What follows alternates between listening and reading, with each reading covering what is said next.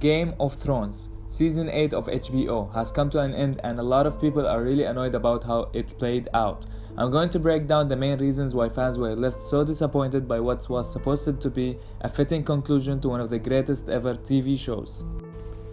The first reason that it was rushed. Let's start with the big one. The whole thing just felt like it was rushed.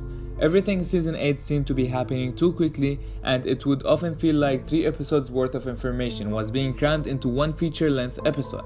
A side effect of this was that we weren't able to enjoy the big payoff moments in the way that we had done previously. For example, in episode 1 of season 8, Jon rode Rhaegal, something that has huge significance, but it just happened and didn't feel like a big event. And the reason is because it came halfway through an episode where Jon is reunited with Bran and Arya, Theon saves Yara, the Golden Company arrives in Westeros, Ned Umber is killed by the White Walkers, Jaime Lannister turns up unannounced at Winterfell and has a stare-off with Bran, and Jon learns that he is actually Aegon Targaryen, the heir to the Iron Throne and nephew of his lover, Dany. Reason number 2 is Anticlimatic Moment. The Night King was killed halfway through season 8. I think the most obvious anticlimactic moment from season 8 has to be the Battle of Winterfell. Yes, the battle was huge and cinematically beautiful, but it wasn't what some Game of Thrones fans were hoping for. Here's why. The opening scenes of season 1, episode 1 showed members of the Night's Watch going beyond the wall and coming face to face with the White Walker.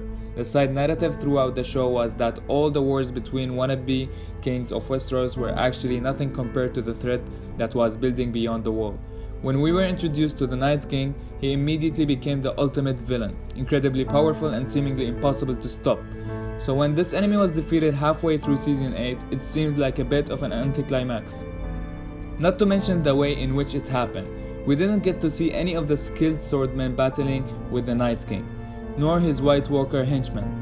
I have no problem with it being Arya who killed him, but it all came and went far too fast considering that the whole 8 seasons felt like it was building up to this moment, this battle. Reason number 3 is forgotten characters. It became very clear in the later seasons that some characters really didn't serve a purpose to the final outcome of the show. Here are a few of them who got forgotten. Where's Jaqen H'ghar? The Faceless Man is one of the characters who trained Arya Stark.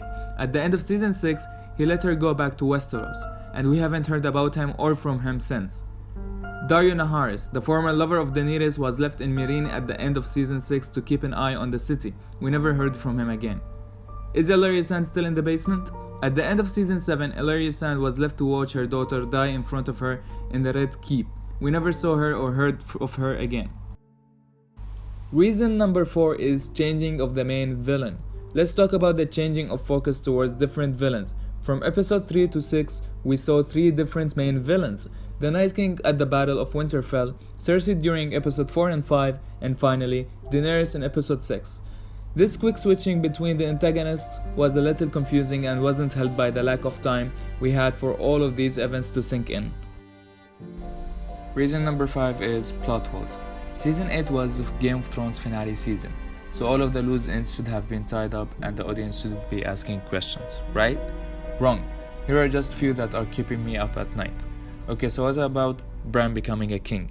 As much as I personally like the twist, it was a little unbelievable due to the way it happened, especially when all the people deciding seemed to have a more obvious choice.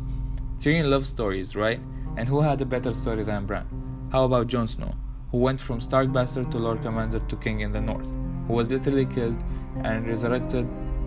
The prince was promised who slayed his lover for the good of the realm. Nah, let's send the guy back to the Night's Watch, without even talking about him as a possibility for the throne. No one even talked about him as a possibility when they were choosing the next leader of Westeros. The reason for this? It was part of an agreement between the kingdoms to please the Unsullied army and Yara Greyjoy, who felt he should be punished after killing Daenerys. While this is understandable to a certain degree, it feels hollow as the Unsullied are seen minutes later boarding a ship to the Isle of Nath, and Greyjoys were not a powerful enough house to demand this sort of respect from the other lords of Westeros. Another point about this scene is that at this point, as far as we know, only Sansa, Arya, Bran, Tyrion, and Sam know that Jon is actually Aegon Targaryen.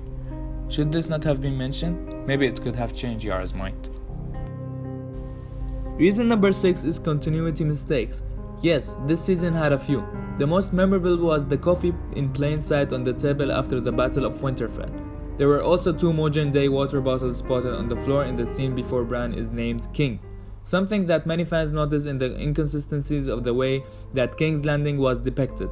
All of these are apparently the same city.